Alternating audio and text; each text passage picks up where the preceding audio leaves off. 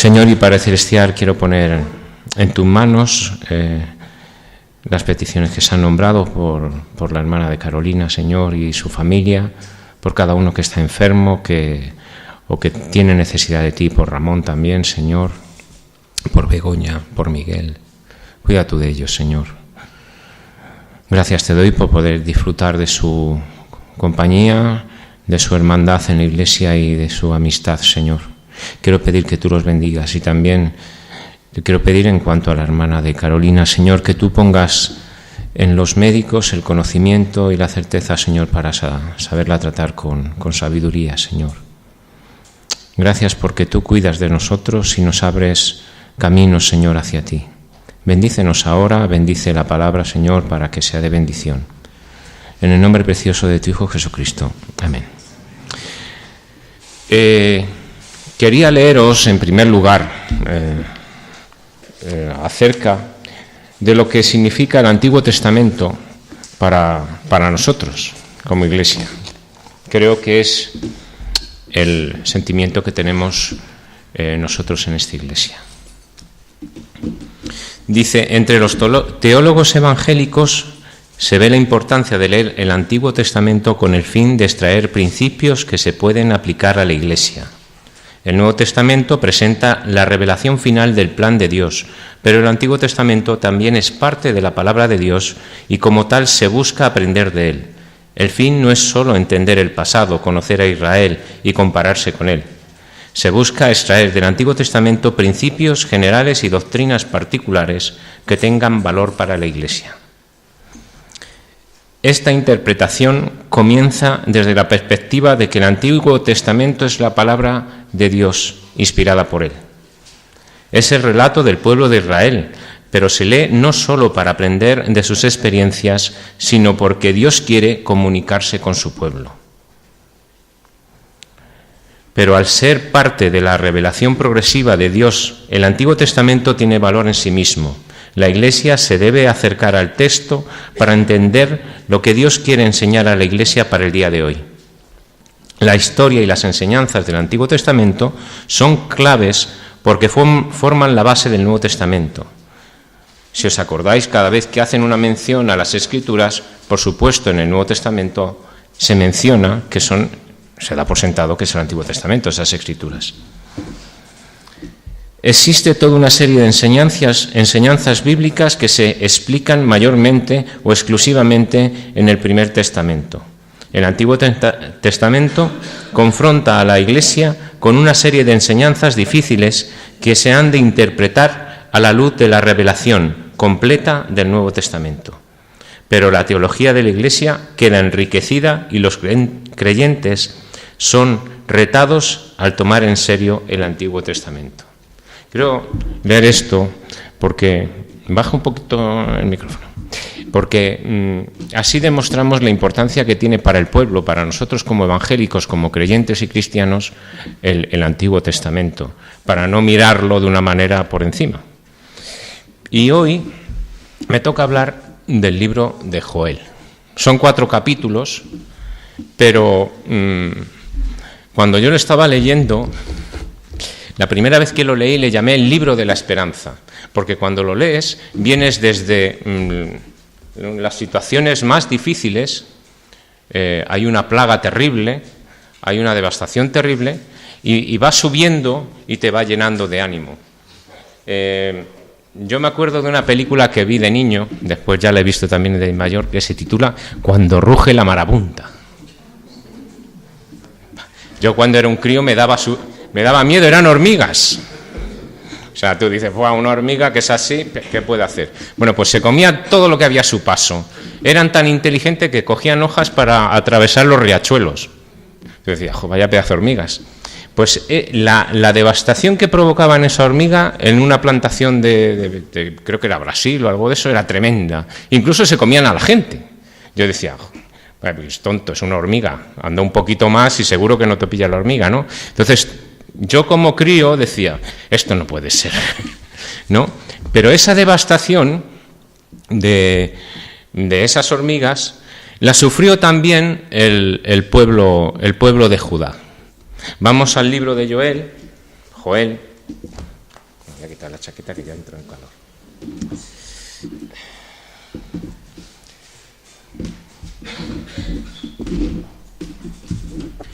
Esa devastación la vemos en el libro de Joel. Voy a coger los apuntes.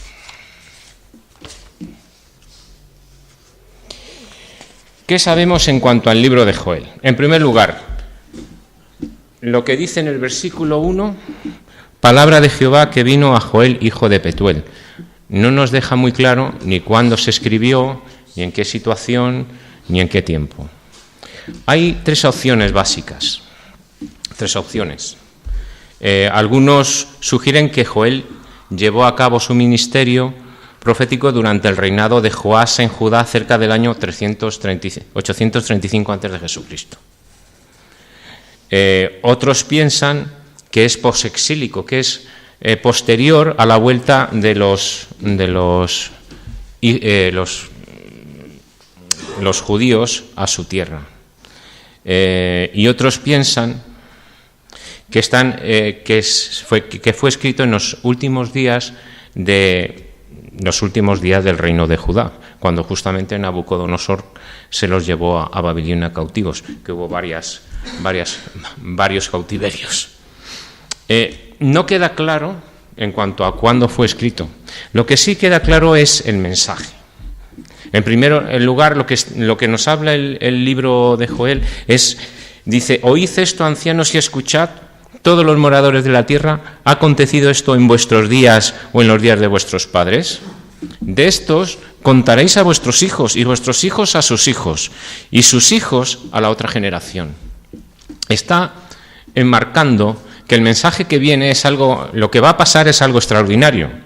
El pueblo israelita, los hebreos, los pueblos de esa zona, de Oriente Medio, incluso de más allá, de Oriente lejano, de África, conocen lo que es una plaga de langostas. Incluso la langosta, en Levítico, es uno de los pocos insectos que se pueden comer, que les dice Dios que pueden comer langosta. No es langosta esta, la que viene, no, son langostas los bichos que pueden llegar a tener este tamaño, unos 10 centímetros, un pedazo de saltamontes que de vez en cuando por aquí vemos alguno. Yo en mi casa, en el jardín, de vez en cuando veo un saltamontes que es así, digo, ¿y este se ha debido despistar? Ha venido con la nube del Sahara y se lo han traído para acá. Pero son tremendos, incluso se comían la langosta. Dice, bueno, se comen el resto, se come la fruta y la verdura, pero bueno, al menos cae algo del cielo. Pues no. La devastación que está hablando Joel es un castigo. Jolín, el pueblo de Israel no sé si era en una película, no sé dónde dice, Dios mío, podías haber elegido a otro pueblo, porque todas las desgracias nos caen a nosotros, ¿no? Pues los judíos o los israelitas o los hebreos podrían pensar lo mismo, ¿no? Jolín, podías haber elegido a otro pueblo. Pero todo tiene su razón. Lo primero que hace es eso, decir, esto no ha pasado en no sé cuántas generaciones. Y después pasa a describir varios estadios de lo que sería la plaga de langosta. Yo he visto en YouTube, que gracias a Dios hoy tienes YouTube y puedes ver lo que quieras, ¿no? Plaga de langostas. Hay algunas que se ven unos cuantos bichos volando y tal, pero hay otras plagas que es que ves el piso, o sea, ves el suelo y está lleno de saltamontes de esos. Pero lleno, o sea, tremendo. Una plaga en 1988 o algo así, no, creo que fue en el 88, que empezó en la parte del Sahara central, en la parte sur central del Sahara. Bueno, pues se fue hacia el este, atravesó el Mar Rojo, atravesó toda la parte de Sinaí, toda esa zona, y llegó hasta Irán e Irak. Y después regresó otra vez, atravesó otra vez y se fue hasta la costa del Atlántico en África. Una plaga de langostas tremenda. Hoy en día se lucha en ellas y se intenta luchar en ellas en el momento en que empieza la plaga, porque si no la cantidad de insecticida que se echa es tremendo y acaba con todo. Pues esa plaga, algo parecido es lo que sucedió en los tiempos de Joel. Da una descripción de todo lo que será dañado, habla del saltón, del revolcón, de la langosta, habla de ¿qué será dañado por esa plaga? El vino, las vides, la higuera la dejarán blanca, se comerán hasta la corteza. Dice, subió a la tierra, sus dientes son dientes de león y sus muelas, muelas de león. Asola la vid, la higuera, o sea, todo lo destruye. Pero si vemos toda esa destrucción que aparecen en el capítulo 1 y capítulo 2, que son sobre todo la parte histórica del libro, esa destrucción tiene un porqué.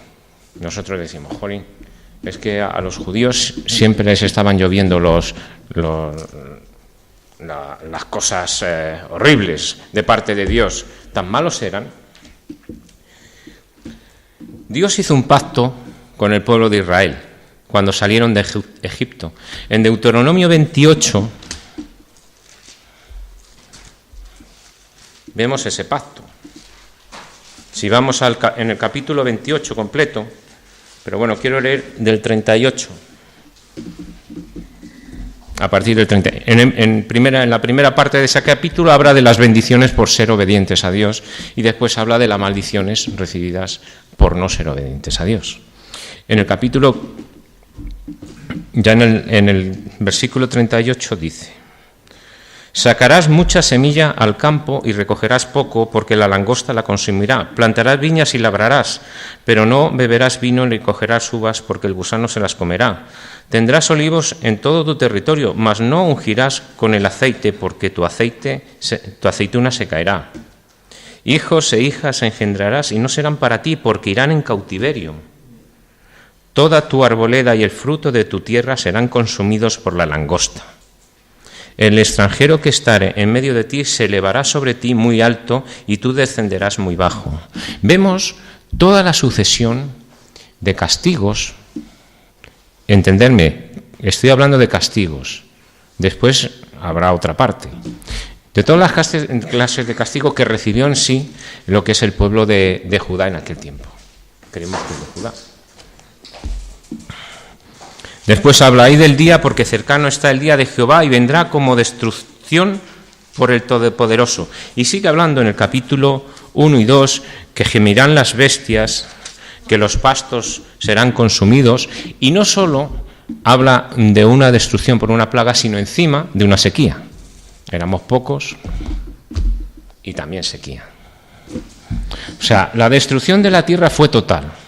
Incluso habla en una parte, en versículos 5 al 20,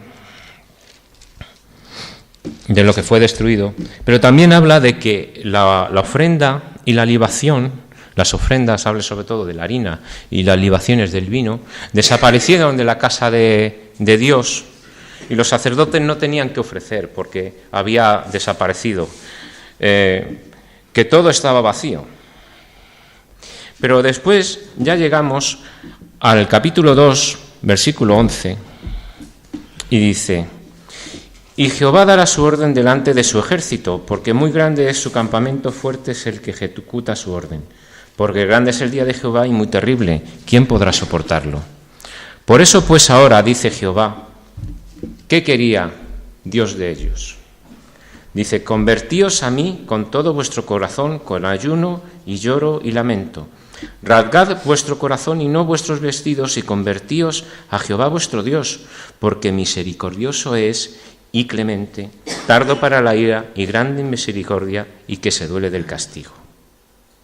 ¿Quién sabe si volverá y se arrepentirá y dejará bendición tras de él? Esto es, ofrenda y libación para Jehová vuestro Dios. Esta es la promesa. No es solo un castigo. Había hecho un pacto, Dios había hecho un pacto con el pueblo de Israel. Ellos estaban incumpliendo su pacto y por eso Dios los castigaba, pero no con el afán de destrucción, sino con el afán de que ellos volvieran a reconocerle como Dios. Voy a pasar la hoja porque yo ya voy por delante. Entonces, ¿a qué llama Dios? Dios llama al arrepentimiento. Vemos el pacto que había hecho en Deuteronomio con ellos, vemos la segunda parte. La primera estaba llena de bendiciones, pero sin embargo ellos habían ido por el otro camino. Y la respuesta de Dios al arrepentimiento la vemos en el versículo 17. Dice: entre la entrada y el altar lloren los sacerdotes, ministros de Jehová, y digan: perdona, oh Jehová, a tu pueblo, y no entregues al oprobio tu heredad, para que las naciones se enseñoreen de ella. ¿Por qué han de decir entre los pueblos: ¿dónde está su Dios? Dice: y Jehová, solícito por su tierra, perdonará a su pueblo. Responderá Jehová y dirá a su pueblo: he aquí, yo os envío pan, mosto y aceite, y seréis saciados de ellos, y nunca más os pondré en oprobio entre las naciones, y haré alejar de vosotros al del norte, y le echaré en tierra seca y desierta. Su faz será hacia el mar oriental, y su fin el mar occidental, y exhalará su hedor y subirá su pudrición, porque hizo grandes cosas. Tierra, no temas, alégrate y gózate, porque Jehová hará grandes cosas. Animales del campo, no temáis. Después en el 23, vosotros también, hijos de Sión, alegraos y gozaos en Jehová vuestro Dios, porque os ha dado la primera lluvia a su tiempo, y hará descender sobre vosotros lluvias temprana y tardía como al principio.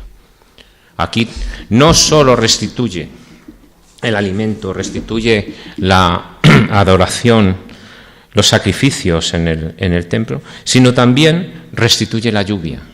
La sequía llegó, ahora llegará la lluvia a su tiempo, siempre y cuando reconozcáis que Dios es el Dios vuestro. Las eras se llenarán de trigo y los lagares rebosarán de aceite. ¿Veis cómo vamos de una destrucción a algo que te sube el ánimo? Te sube el ánimo. Una devastación que se lee en el capítulo 1 y capítulo 2. Total de la tierra. O sea, cuando llega la langosta, es que no deja nada verde. Y sobre todo si es un número. Si dice aquí que no se recordará en varias generaciones, quiere decir que la plaga era grande. Entonces la devastación era total. Un pueblo, yo me inclino a pensar que es posexílico, cuando se escribió esto después de la vuelta, ¿vale? Si nosotros vamos y vemos lo que era Judá en aquel tiempo, estaba Jerusalén, y quizás lo que era Judá serían 100 kilómetros alrededor de Jerusalén, no era mucho más. Estaban rodeados en realidad por los filisteos, arriba Tiro y Sidón, los moabitas, los edonitas, los no sé qué. La verdad es que la tierra de Canaán es un lugar donde siempre ha habido luchas y guerras, porque es un lugar de paso entre lo que es África y lo que es Asia. Es la punta izquierda, la punta oeste de lo que se llama la luna fértil. Es una zona que no hay desierto. Parece mentira. Es fértil porque no hay desierto. Porque todo alrededor es desierto. Sinaí es desierto, el Negev es desierto, Arabia es desierto, arriba en Jordania hay desierto. Y esa parte es una parte que lo llaman la luna, media luna fértil. Entonces el paso entre África y Asia es la tierra de Canaán, donde estaba Judá. Entonces siempre ha estado sometido a los asirios, a los sirios, a los filisteos, a los fenicios de Tiro y Sidón, a los babilonios, a los amorreos. Siempre, pobrecillos, ¿no? Dios los mandó ahí están, ¿no? Pero vemos al final que lo que Dios quiere a través de todo esto es eso. Nos enseña el castigo, pero también nos está enseñando ahora el por qué y cómo el pueblo de Israel podía volver a tener esas bendiciones de la promesa original de ese pacto. ¿Vale? Esos son los capítulos 1 y 2. Después viene otra parte, la parte final, que es la parte, la sección escatológica. Aquí, en primer lugar, lo que vamos a ver es la manifestación del Espíritu Santo, el derramamiento del Espíritu Santo.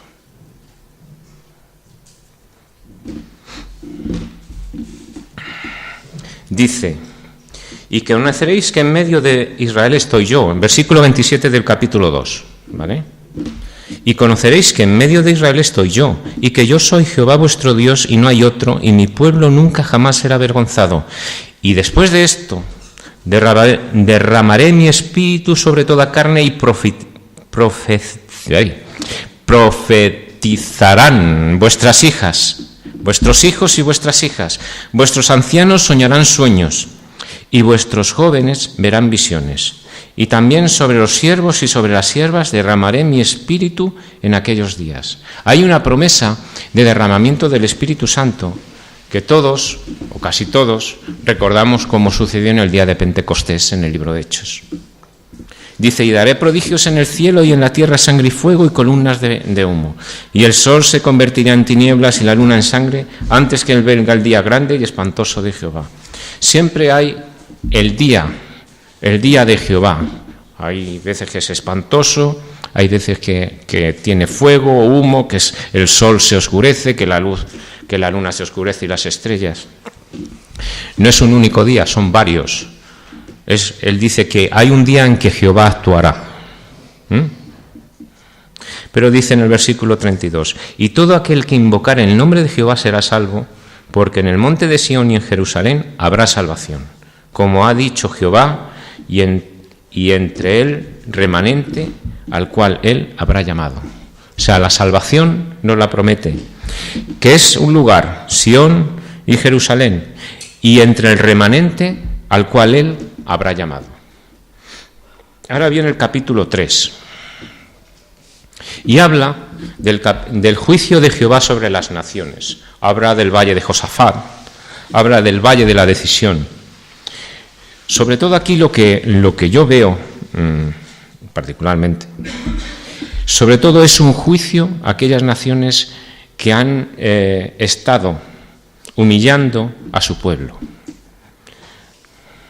Porque si vemos en los primeros versículos, dice, del capítulo 3, dice, porque aquí que en aquellos días y en aquel tiempo en que haré volver la cautividad de Judá y Jerusalén, reuniré a todas las naciones y las haré descender al valle de Josafat, y allí entraré en juicio con ellas a causa de mi pueblo y de Israel mi heredad, a quien ellas esparcieron entre las naciones y repartieron mi tierra. Y echaron suerte. Aquí habla de la humillación de ser vendidos, de cómo vendían a sus hijos e hijas, que vendían a sus hijos por una ramera y a sus niñas por vino para beber. Era una humillación completa lo que habían hecho. Y habla también de Tiro y Sidón. Dice, ¿qué tengo yo con vosotras, Tiro y Sidón? Versículo 4. Y todo el territorio de Filistea. Filistea es la zona de Gaza, Ascalón, Asdod, lo que ahora estaría donde ahora se denomina la franja de Gaza, ¿sabes? ¿Queréis vengaros de mí y de mí os vengáis? Bien pronto haré yo recaer la paga sobre vuestra cabeza. Todo el capítulo 3 habla de la paga a las naciones y del juicio a las naciones que han sido enemigas del pueblo de Israel, o hebreos o judíos, porque ahora mismo considero que son los judíos, pero también son hebreos.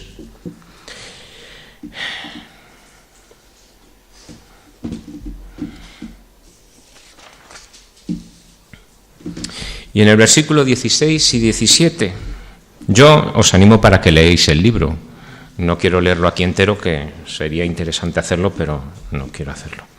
El versículo 16 y 17 dice, y Jehová rugirá desde Sión y dará su voz desde Jerusalén y temblarán los cielos y la tierra, pero Jehová será la esperanza de su pueblo y la fortaleza de los hijos de Israel.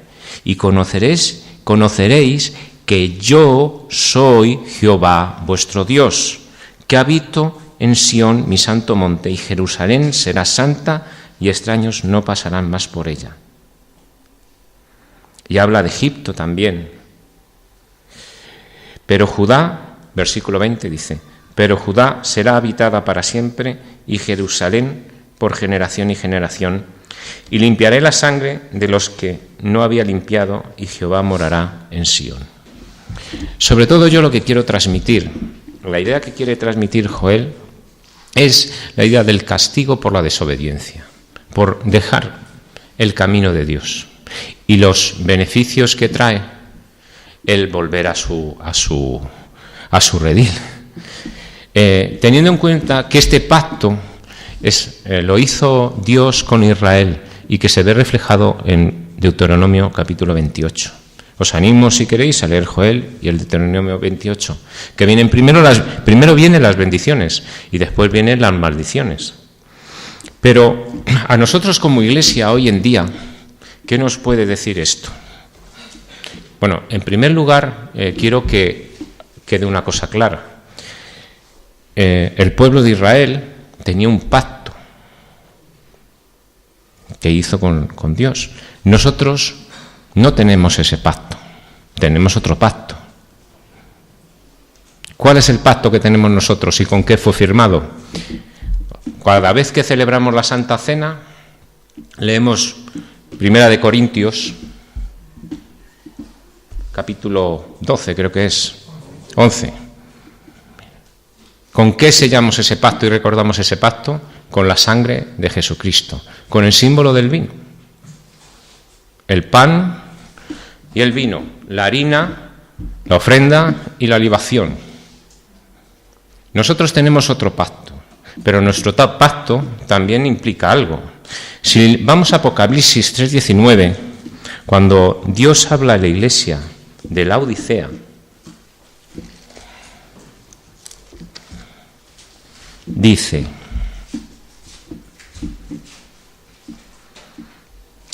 leemos un poquito antes en el 18. Por tanto, yo te aconsejo que de mí compres oro refinado en fuego, para que seas rico, y vestiduras blancas para vestirte, y que no se descubra la vergüenza de tu desnudez, y unge tus ojos con colirio para que veas. Yo reprendo y castigo a todos los que amo. Sé pues celoso y arrepiéntete. Nosotros, gracias a Dios, pensamos también que Dios nos corrige. Y muchas veces, aunque nosotros nos queramos, nos lleva por donde Él considera que es mejor para nosotros. Nosotros quizás no lo veamos, pero quizás con el tiempo sí nos damos cuenta. También quiero recalcar cuál era la función de los profetas en Israel. Como dice en Apocalipsis, dice: yo reprendo y castigo a todos los que amo. Los profetas, a lo largo de toda la historia de Israel, han servido para algo. ¿Para qué? Para reconvenir al pueblo, para reprender al pueblo. En este caso, los profetas reprendían o al pueblo de Israel, o una vez separados a Israel o Judá, o bien a algunas naciones de alrededor. Como el caso más particular, nos acordamos de Jonás. Hay un corito de: Jonás no hizo caso a la palabra de Dios, por eso al mar profundo la gente lo tiró, y vino un pez muy grande y se lo tragó. ¿Por qué no hizo caso a la palabra de Dios? Jonás no quería ir a Nínive. ¿Por qué? Vamos a ir un momentito a Jonás, que es interesante. Perdona que le toque Jonás. Jonás 3:7.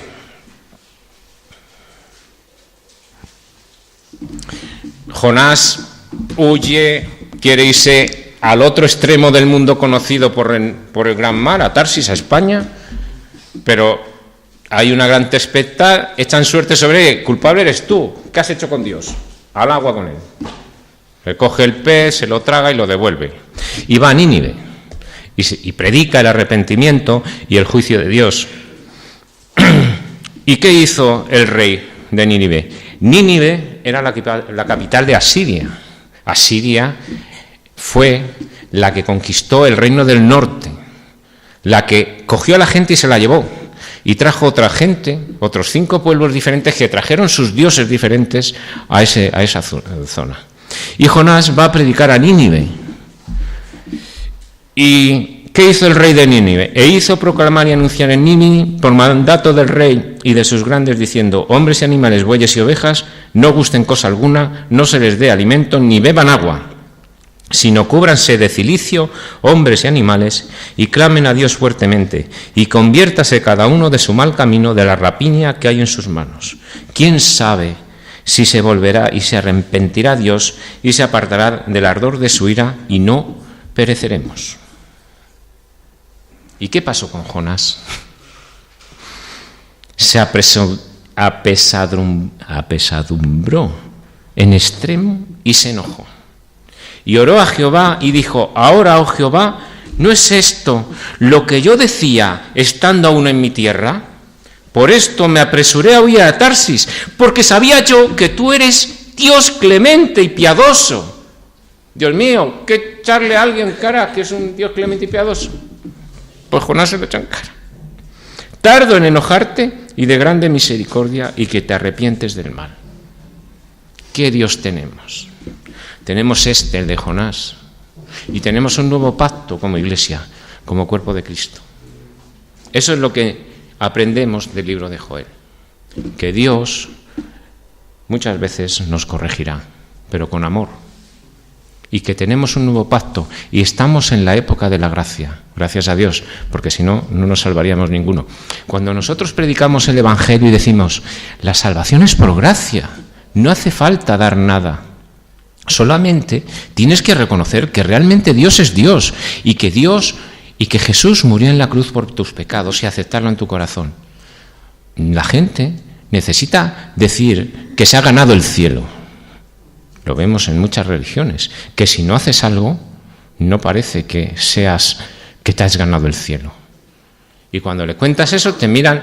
Por eso decía Pablo, es locura, la locura de la predicación. Para unos es locura, para otros otra cosa. Pero es lo que sucede. Eso es lo que nos enseña Joel. Eso es lo que vamos a aprender a lo largo de todo el Antiguo Testamento.